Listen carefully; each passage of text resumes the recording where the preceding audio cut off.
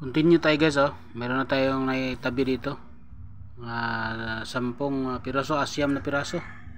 Ito guys, mga error na ito guys. Ito naman hindi mga error. So continue tayo guys, napakadami pa. Hindi pa tayo nakakalahati. 2004, hindi naging error. 2009, medyo malabo-labo. Gawin natin error to guys, kasi dito yung number 9 nya dito guys, yung 2009 hindi mo na halos mabasa. So error natin ito guys. 1996, pangit na. 2004, medyo walang damage, walang error. ISO, maganda pa naman yung sana yung condition. New generation currency na 25 centimo. Damage 25 centimo. 1998, medyo mayroon sanang napakagandang hero nito guys sa likuran. Yan guys, tingnan mo yung dito sa baba, yung flag. Yan parang hindi mo na maintindihan kung initak ba yan o anong nangyari dyan. Nahati. So napakaganda sanang hero yan guys, kaso pangit na lang, medyo yupi-yupi na yung gilid. So considered pa rin natin ditong error guys. So dami ng mga butas kasi matagal na, 1998 pa. So lagay natin to sa error coins. Ayan guys, dahil kasi sa metal composition, yung metal yan nagkakaroon ng bubbles. Yan nagkakaroon dito ng metal ito guys, lumulubo. Yan, nagiging error na guys dahil yan sa composition niya na mayroong bakal. Metal composition, yan, nagiging error na yung 5 letter na 5. Yung number 5 ay nagkakaroon na ng metal excess, mayroong bakal na lumulubo. So error yan guys. Ito rin sa ating new generation, mayroon ding metal dito na lumulubo din. Yun ang resulta sa mga ginagawang pira na metal composition. Ayun, nasisira, lumulubo siya yung bakal. So error din ito guys. 2004, so madumi lang ito guys. Yung problema ito guys, yung tuldok niya sa plug ay parang tuldok na lang talaga, hindi mo na makikita yung itsura ng araw. Dito yung mga nakalagay dito sa paikot ng araw. Yung star dito guys, hindi, tuldok na lang, sobrang liit na. So dapat makikita pa rin na star. So ilalagay pa rin natin to guys sa error coins. Ito naman ito 2009, napakaganda pa ang condition kapag nalinisan to guys. Linis lang ko lang ito guys. 2009 din, okay pa ito guys.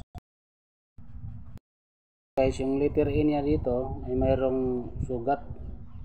So hindi natin alam kung anong nangyari dyan. Yun rin na error yun. 2012, medyo hindi na makita yung year dito. Lagay natin sa error to guys. Tsaka yung likuran niya, yung date din, yung 1993, putol na. So error to guys. 2013, hindi naman error.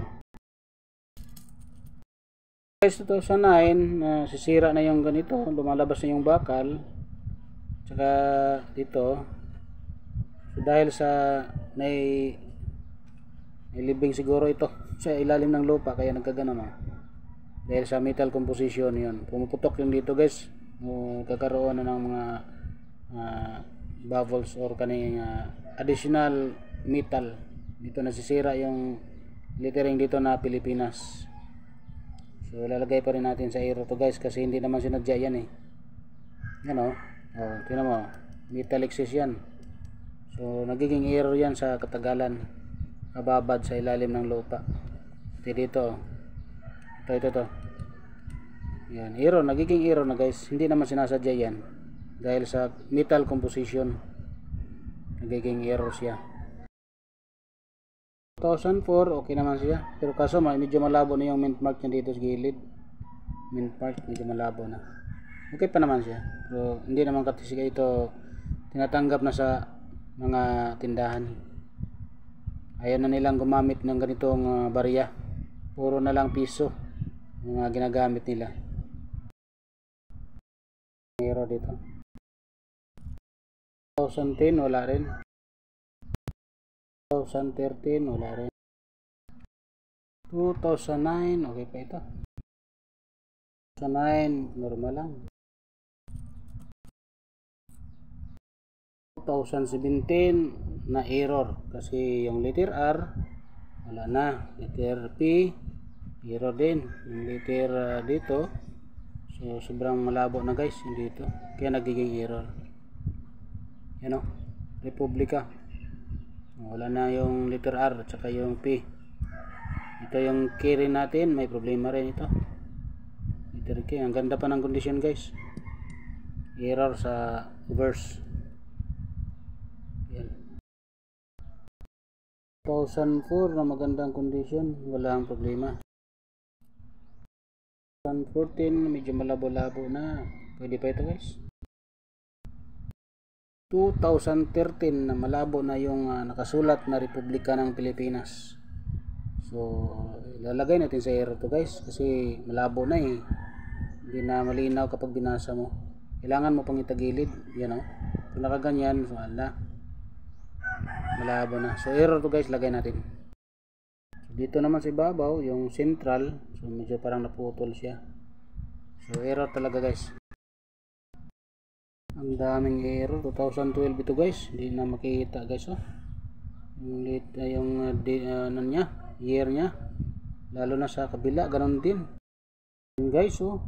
Yung 1993 naputol at saka yung Pinas dito guys oh, tinan mo. So sobrang labo na, hindi ko na mabasa ang Pilipinas. Yun guys, napakadami na nating nakitang error dito, hindi pa tayo nakakalahati. Kailangan natin tong ingatan ang mga error na ito kasi mabibinta ito. Yan o. 4 okay pa naman. Damage na. 2009 mabasa pa naman yung year 2009. 2003 okay pa naman ito. 2011 okay pa naman sa harap. Sa likod okay pa naman, mabasa pa naman. Ganda ng condition 2009 guys. Medyo malabo lang pagkakasulat ng lettering dito sa baba. Yung 2009 to guys, pero malabo lang. Saka yung dito Pilipinas, ganda pa ng condition guys oh. Gitagilid mo, medyo mababasa pa naman, pero pag nakaharap yan na, hindi na. Sa tagilid yan mabasa 2009. Harap na medyo malabo na talaga tiningnan, kailangan lang itagilid.